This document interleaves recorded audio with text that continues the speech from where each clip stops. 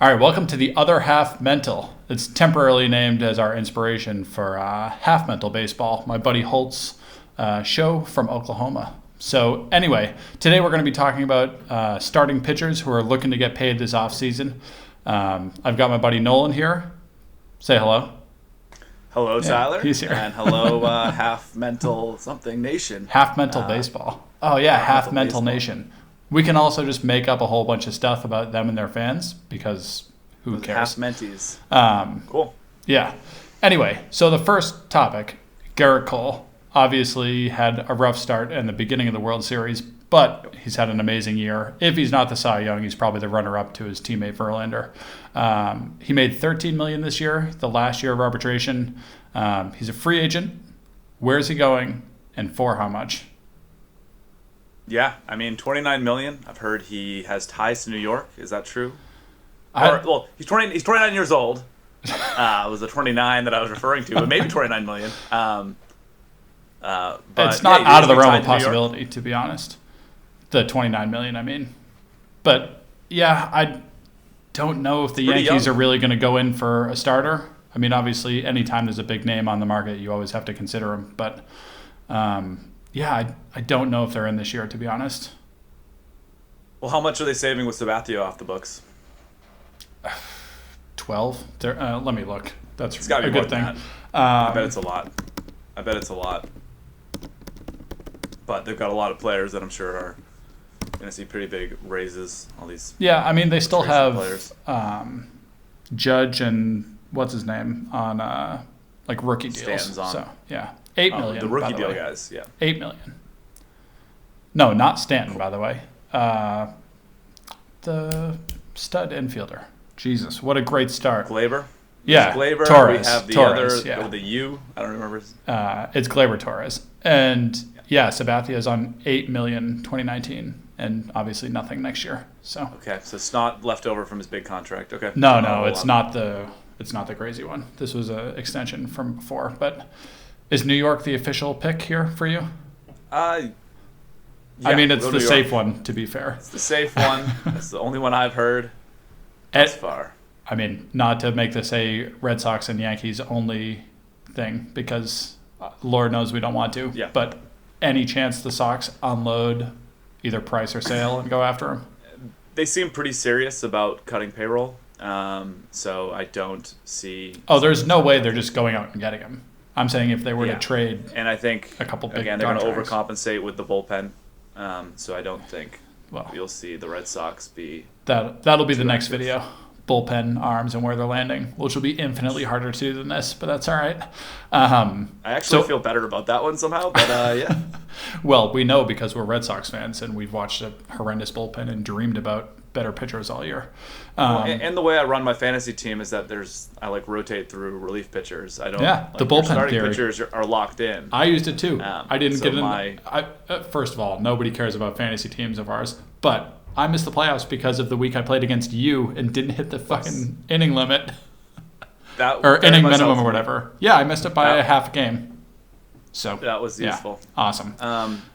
Anyway, getting back to the point. So Cole is obviously, I'm assuming, going to be the highest paid free agent, unless his agent really screws something up with the waiting game. Others on the market: Bumgarner, Darvish, Keuchel, Odorizzi. Odorizzi had a really good year this past year. He had a great year. I still haven't looked to see how fool's gold it is. I mean, did anything change in his peripheral stats, or was he pretty? I honestly don't know. I traded him in my dynasty and tried to block him out because I knew that he was dominating and I should have kept him. But whatever. So the other potential gigantic free agent is also in the World Series, and that's Strasburg. He's got $100 million coming to him over the next 4 years. He can opt out after this year or after next year. His payments are deferred, so he's going to be getting paid until 2030, no matter what he does by the Nats. Interesting. And the breakdown is $25 million next year, and then 15, 15, and 45 if he sticks around for the whole thing. But again, it's all deferred money, so that doesn't matter as much. But the question, should he opt out? Will he opt out? And do you think he would get more than Cole if he did? So the guarantees were, what's the guaranteed for next year? $25 million. He's got 25, 15, 15, 45 for the next 4 years. Yeah. It's a lot of money, man. I mean, it was interesting. I mean, the last couple of years, we have seen quite the correction in terms of just the free agent market in general. Of, again, players or teams. Yeah. Until on their Trout. But yeah. Until Trout, I guess right. That kind of shook it up outside of the. If it continued going at the rate it was, he would have got much more. As stupid as that sounds, and he did. But yeah. I don't know. If he stays in, it's how many years guaranteed? 4 years. He can opt out after next year. 4 times 25 or just opting out. Yeah, for 25 or opt out, or he could take one more year at 25 mil and then opt out. Yeah, I mean, you're opting out now. You would think so. His stock's not going to get higher. I would guess that the contract's going to get ripped up in one way or another, whether it stays with the Nationals at a longer deal or he moves on. But I feel like 4 years, $100 million, there'd be a lot of teams that would line up to be willing to pay that kind of contract. So I think I'd guess him to move on from that. If you were the Nats, you'd move on? No. If I were him, you're taking that one big payday still. I'd take the. Yeah, I mean he's 31. He's 31, so I mean he could definitely. Yeah, he'll start next season as 31 as well. 22 to 23 mil a year, and he's had an injury. He's had quite the injury. I mean, even from like his from the very beginning. Very beginning. True. So so just looking at his last couple years, of course, it opens the game log. Why would anybody want that? Sorry, I'm on Strasburg's baseball reference page now. Yeah. God, this is strange. I'm at pitching. Splits, obviously. What a dumbass. Anyway, so the last, going backwards in years, he made 33 starts this year, plus the postseason. 22 the year before, 28, 24, 23, 34, 30. So he hasn't been as bad injury-wise for a long time. I mean, he's reached at least 10 wins, 18 this year, 15 and 15 and 17 and 16. I know that sounded dumb, but you know what I mean. So, I mean, the very beginning of his career was a lot of injuries, but he's been really good for a long time. Yeah. I mean, his stats are no joke. It's not like Ryu, who's, I don't know exactly how he's been so amazing. But he's got a skill set that's. I mean, I brought up here the MLB Trade Rumors poll of, will he opt out or not? It says 53% yes, 27% saying yes, but only to negotiate with the Nats, and then there's 19% saying he will not opt out. So, again, I think they're confirming, and that's 7,800 votes that, again, I guess the MLB Trade Rumors, people want to see the action there, want to see the shake-up, but I just doubt that. So whenever there's an option, it's a mutual option, which essentially this, I guess this is a mutual option. This is a player option. He can opt out or not. But I mean, if he opts out or restructures, you'd have to think 7-8 years is what it's going to take, right? Till he's about 39. He'd be pretty confident he's going to get 7. Where's he from originally? Does he have any teams that are... where's his hometown, you mean? Yeah. I don't know. Do you know? I don't. It's not playing for the Washington Nationals, American baseball player. Born in San Diego, California. So. The Padres are on a bit of a resurgence there, but that's not.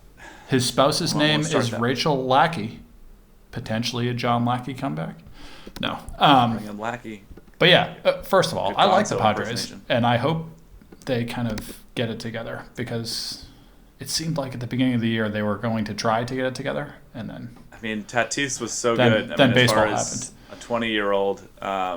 You haven't seen anything like that since Pujols, and better defensively, more speed. I don't know. An interesting team. I mean, if you were him, you'd rip up the contract, right? Yeah, I would. You have to take one. I don't know what the downside is, unless there's... Again, we have seen, the Waters kind of receding in terms of just contracts not being as big. But his stock's not going to be higher. His stock's not going down. And down. in 4 years, what's that contract offer going to look like? Yeah.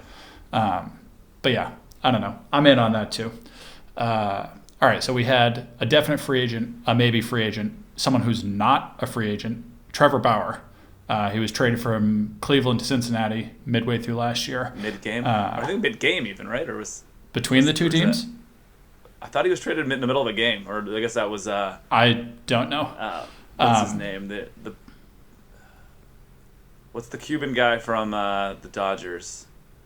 Is it Puig? Come on. Puig was traded in the middle of a scrum. He was traded to Cincinnati in the middle. Yeah. That definitely happened. And if it didn't, then sorry, everybody. It happened. Bauer the one that threw the ball way over the fence? Yes. The ball. Yeah, he got super angry about giving up a home run and getting taken out, and he literally just threw it well over the center field fence. Not easy, by the way. He's an incredible. Yeah, he's like he says he's only does one night stands, and I think his mom supports him in this. Oh my God, I don't think one night stands is the term he used. So we'll set aside the Twitter weirdness because he's weird, and also we should talk about the spin rate thing. But we'll put that off for a second. Before he was traded to the Reds, he was actually asked in a USA Today piece whether Cleveland should trade him. And he said, quote, "In 2020, when my salary raises up to like 20 million range via arbitration, then the surplus value isn't nearly as much, and they're most likely not going to be able to sign me in free agency, even on one-year deals. So it makes sense for them to trade me and get some prospects in return." First of all, weird to hear a player say... self-aware and very accurate. It is very accurate, but so weird. I don't know. So he's also said many times, and we talked about it before, that he's only going to do one-year contracts for the rest of his career. Smart, dumb, somewhere in between. I mean, obviously the downside is the injury, and the upside is if he pitches really well, he's going to get like a 1-year, $50 million rental contract with no risk for the team. And if he does that for like 5 years in a row, then he's made it work. Or not even. Yeah, I mean, I'm sure somebody's crunched the numbers to see somebody north of 27 years old who's throwing... 27 is not that old for a pitcher, though. But I'm just saying, what I'm trying to do here is say, like, if you're between 27 to 32 and you're a pitcher who relies on velocity as a core part of your skill set, what's the odds of this next year, like, you flip the coin and, like, are you going to get hurt this year or not? I guess it's probably 1 in 6 or so of, like, that next season is one in which your elbow's blown. So I would just think that I'd want... Maybe he decides to go shorter I think, and maybe he's being hyperbolic in terms of saying 1-year chunks. I mean, he was pretty hyped about like going into an arbitration hearing and arguing, which I think is cool. I know he's weird, but I kind of respect it. Good for him. Yeah, I mean he'll do well year to year. I mean, it's one of those things where you're willing to overpay by not having the downside of being stuck with an albatross contract if you're a team. Here's the thing: he was bad in Cincinnati, 6.39 ERA. Like, I didn't realize it was that bad. Yeah, 4.85 FIP. Like, it was just not good. Only 56 innings, but the sample size is what it is. 10 starts. But yeah, so he doesn't have to go hit the free market this year. He's obviously his last year of arbitration. They'll both submit a number, whatever. But if he was a free agent this year, and you have contenders looking for low risk 1-year things, and you know that he's only going to accept 1 year, so he's out if he's bad, and if he's good, then you can always just let him walk because you got what you wanted out of him for a year. I don't know. It's so weird. He could make so much money if he pitches well for like a little bit. If you were to sign him, I mean, these 1-year deals, will it come with draft pick compensation, or will it be? I don't know. You mean like the Type A, Type B thing? Yeah, I mean, if you sign him, or you... I don't know. I'd have to look that up. I assume. We've seen that really limited. I mean, Type A. Look at Keuchel. Like, that's why Keuchel didn't sign until later. That's why Kimbrel didn't sign until later. Where all these contracts where they decided, like, let's figure out if we're contention or not. If we are, at that point, we don't have to give up big draft pick compensation, and then we can overpay a little bit for a shorter period of time. Yeah, I mean, it's definitely something to factor in, because then he's just going to be this like transient hired gun, or is he? I don't know. Here's the thing: if he has a Cy Young caliber year like he did in 2018, and he gets like a long-term contract thrown at him, he's crazy not to just take his top value for so long, right? But I mean, would you take 5 years 150, or would you take 1 year 50? So yeah, you take the 30 million spread over 3, or you take 1 year of 50. Yeah. I mean, it is. You get into this level where you start having like the existential. Like, do you believe in yourself? Do with that money? Yeah. Right. And what? How's your life differently between? Oh yeah. Make $50 million in 1 year, or you get $30 million a year, but you have an additional 120 coming to you. Yeah. Yeah. I mean, I think if he's the kind of guy that like, likes the attention, that I think even just being part of he is random people's first ever YouTube video, I think he'd get off on stuff like that. So the one other thing that I want to talk about with him, do you know the spin rate story? Like I don't. Not specific to him. He came out and complained that like pitchers are screwing with the ball to get better spin rate, and it's obvious if you look at the numbers of like when people started doing it and when they stopped policing it. And he basically called out Major League Baseball and was like, "You obviously don't care, because it's obvious, like it's plain to see here, and you can see it on the broadcast. People like scuffing up the ball and stuff. So if you're not policing it now, I'll give you a chance, police it." And then a week later, his spin rate spiked huge, and he had like an amazing start, and then it went right back down the next time, and no one said anything. I mean, he said something, but no Major League Baseball, no umpire, like no one said anything. It was crazy. I had not heard this at all. Google Trevor Bauer spin rate. I'm on here. Amazing. Of Trevor Bauer's veiled accusations the Astros may have merit, but they're probably personal. Oh, they're definitely personal, but that's okay. All right, let's move on. Back in May, we've spent way too long. This happened in 2019, so yeah. Yeah, this year. Yeah, I don't know why when I search Trevor Bauer spin rate, they're all 2018 articles. Maybe it was 18. I don't know. We'll figure it out for the next video. But all right, I'm coming at you quick with 4 pitchers. I'm going to give you their name and age. You know them all. I want you to tell me if they're going to retire or if they're going to find a home next year. Okay? Interesting. 34-year-old Felix Hernandez. Retired. So sad. Clay Buchholz, 35 years old. Playing. Wow. He was bad this year. It doesn't matter. Anyway, sorry, I said quick hits. Cole Hamel, 36. Playing. Yeah, he was good this year. And Adam Wainwright, 38. How did he finish the season? I know they this season or the last 10. Was he even on the playoff roster? I don't think so.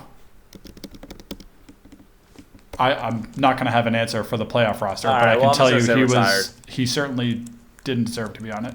4.19 ERA, not bad.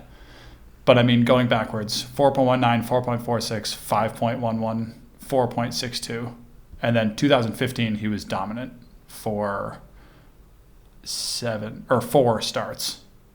But that was obviously coming back off of a couple of good years and a big injury. But he hasn't been the same since the injury, and his contract's over. So I don't know. Pitching in a proven deal. We'll see, obviously, but I doubt it.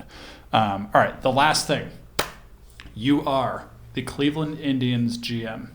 Let's pretend that you haven't already said that you were picking up Kluber's option for next year, right? He still strikes out more than a guy per inning. However, his FIP jumped more than a full point this year to 4.72. Not ideal. Yep. Injured a bunch this year, 15 starts, which was the lowest of his career. He's usually relatively dependable, but, you're Cleveland. You finished 8 games behind the Twins, 3 games out of the wild card. Your current rotation is Clevenger, an injured Cody Anderson, an injured Danny Salazar, and 4 guys with under 1 year of service time. What's Carrasco doing these days? I don't know. It's a good question. He wasn't on MLB depth charts.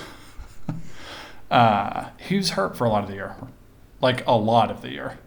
Did he come back? He came back in the bullpen. I didn't have him on any team. I had Kluber on my team. No, Carrasco, I'm pretty sure, was hurt for most of the year, then came back in the bullpen. I'll fact check myself after and then edit that out if it's wrong, but whatever. And then Logan Allen is in AAA, likely ready for next year. He didn't have the best year in AAA, but he's a highly thought of prospect. So you got Clevenger, Allen, Salazar, 4 young guys, Allen in AAA. Are you going to try to compete or not? Yeah, I mean, it's interesting numbers here. I'm seeing last year strikeout per 9, 9.6, walks per 9, not 3.8. bad. Yeah, the strikeout per 9 is not, but the walks, that's considerably higher than he's really ever had. The 3.8. I mean, when he was in his good years, he was right around 2. So yeah, he had a great 4.5 or so K to walk. So I guess he's definitely dropped off, but it's not necessarily a lost cause because of an injured year. Yeah, I mean, he's a guy where I don't know how much he doesn't really overpower you with his stuff. So if you're not overpowering and losing command, it's a bad combination. But I mean, the Indians have been so close that I do feel like if they don't strike now, I think you're back to. I mean, do the Twins strike you as a team that's going to be up there constantly? Again? Yeah. I mean, home runs are a hard thing to fake. Max Kepler, baby.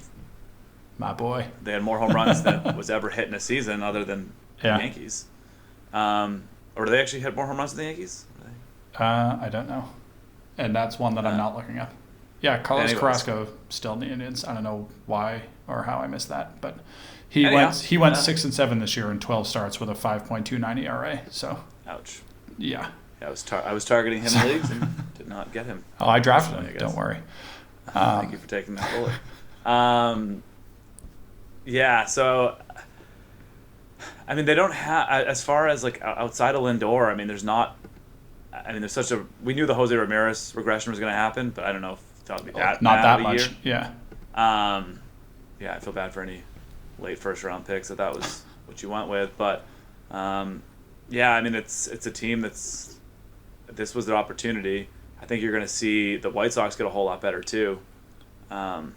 Really? You're buying the White Sox? I'm buying the White Sox that they have got a good young core. I mean, I think Moncada's gotten a whole lot better. Who was the 22-year-old? I don't know, but I'm going to write this down as Nolan says the White Sox are up and coming. I think they're going to suck for years. They've been like involved in a lot. Like they were in on the Machado. I just think they might see a team like them throw money around. So that can be the hot take. Is that I think you're going to see them dive in. I mean, they're. Yonder Alonso, nice. So their payroll for 2020 is $56 million right now. This is a team that's won the World Series, I think, twice in the past 20 years. Like I remember, I mean, they won it my freshman year, and it's been a while. Yeah, they've been kind of reloading a bit, or I mean, basically just getting rid of everyone. It's more for me that they just like don't spend money anymore.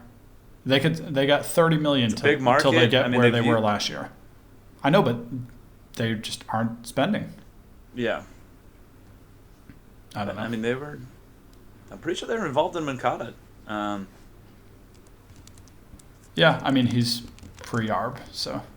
I meant to say Machado. Machado? Manny Machado? I hate him so much. It doesn't matter. The White Sox That's not the point. Manny Machado. He's one of my least favorite. He is not one of. He is my least favorite player. Yes. Okay. Well, we're Red Sox fans. Anyway, we'll get some diversity on this thing eventually. Doesn't walk. I just don't like his skill set. And yeah, stepping on people like he's just not tool. Not what you want to see. Not even like he's like a heel. He's just like a doofus. All right. Doofus. So It's mean words, big words. Yeah, I know. Strong words. I'm sure he's gonna for podcast number 1. Strong words or podcast, whatever the hell we're calling this thing. But let's leave it there. Hopefully, we'll come back next week with relief pitchers. And I don't know when this video will be put out. I'd probably wait till after the World Series. But who knows? But maybe you're seeing this. Yeah, maybe you're seeing this. Period. Maybe you're not. That's all right. But Yeah, that'll do. See you guys next time. Thanks, Tyler. Yeah. Thank you, Nation.